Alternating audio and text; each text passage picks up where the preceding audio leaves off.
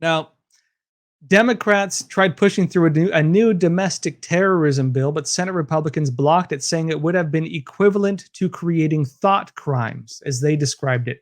And again, as I just mentioned, the issue, one of the main arguments you have against the whole argument, which I think has just been heavily debunked, that, why do you need guns if the government can protect you, is, well, it takes government too long to respond to protect you. And even then, they might not protect you. Again, the crime will most often have already been committed by the time they get there. That's not really the role they play. If you want them to play that role, you need things like this. And let me explain what this looks like. Now, as they switched the narrative on police to make guns the enemy, they just tried pushing a law that could have labeled police and members of the military, and also you and I, as racists and extremists, and justify the use of things like the Patriot Act and other things to target all of us. Let me show you a couple minutes on this specifically because Senator Rand Paul explains some of the main issues with this. He did a great speech on this. I've not met one policeman who would not defend their partner, black, white, Jewish, Christian, Muslim. I don't see the kind of sort of insulting rage that the Democrats have for our police. I've met our country's young soldiers and Marines. I don't meet racists. I don't meet white supremacists. I don't meet neo-Nazis. I meet young men and women who are courageous enough to defend our country. And what an insult it is to put a bill before this House that says, oh, somehow our Marines are consumed with white supremacy and neo-Nazism. How insulting. In fact, I don't think you could look at a group of young men and women who are more adapted to the times, who are more accepting of their fellow men, and I have never heard of a Marine say, oh, I'm not going to carry my fallen colleague out because he's African American. I've never heard of an African American Marine say, I'm not going to carry out my fellow Marine because they're white. If there's any kind of grouping in our country more accustomed to treating people because they're your fellow soldier and your friend, it's the military. To insinuate that the military is consumed with white supremacy is an insult. To insinuate that our soldiers are somehow these terrible people, these neo-Nazis and white supremacists, that we're going to get a new government agency to police the Marines. The Marines are a proud part of our military. Our soldiers are a proud part of our country. These are the people who do not see color, who do not see race, who do not see religion. These are the people who don't leave their fallen. So emphasizing this, what they tried doing was creating these what the Democrats tried doing is creating new branches within our government that would be able to basically target anybody, even including police, even including military, any agency, to enforce this really Maoist, and that's what it is, a Maoist worldview of communist revolution and communist narrative through the lens of race. And they just tried doing that. Let me show you this on this. Epoch Times reports Senate Republicans block domestic terror bill, claiming Democrats are creating thought police. It says Senate Republicans on May 26 filibustered controversial House passed legislation designed to combat domestic terrorism. That's the narrative they're using for it.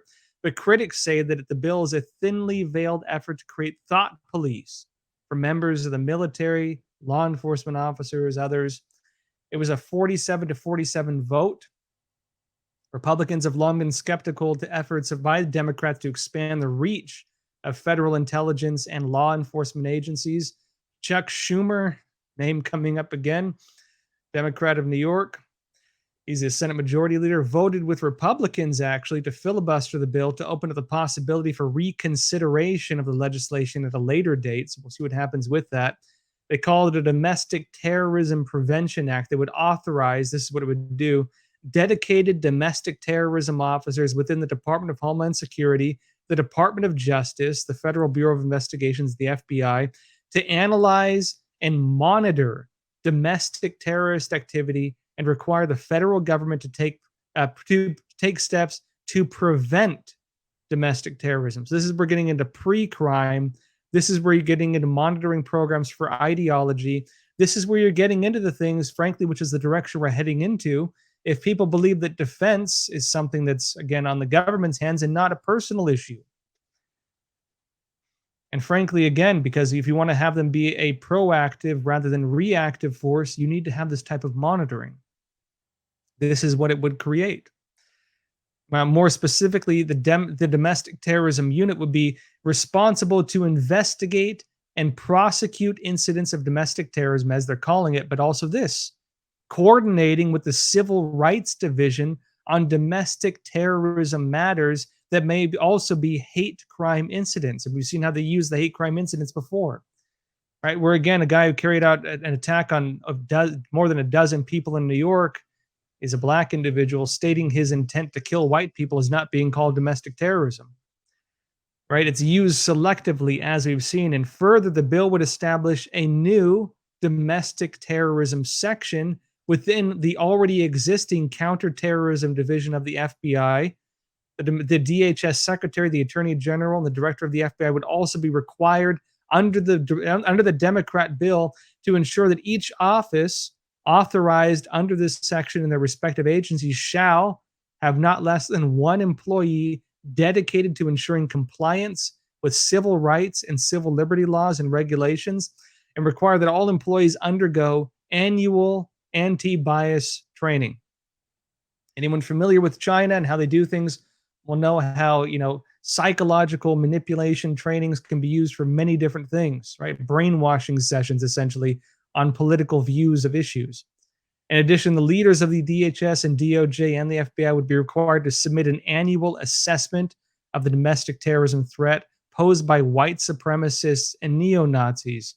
And they say that specifically, they don't mention other groups, including white supremacists and neo-Nazis infiltrating the federal, state, and local law enforcement agencies and the uniformed services as they're claiming it to be.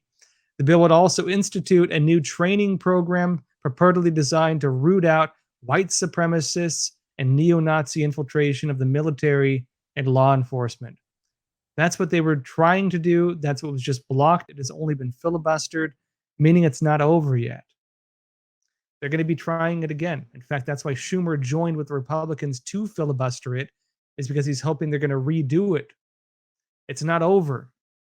Now, they, of course, based that whole argument on the recent Buffalo shooting, where in Buffalo, New York, you had a person go and do, again, a mass shooting. And they said this individual was a white nationalist. And this is an example of white nationalism. They ignored the other shootings that weren't white people. But they said that was all about white nationalism. And frankly, folks, it was an absolute lie. They absolutely lied to you. And then they used the lie they created to use it politically.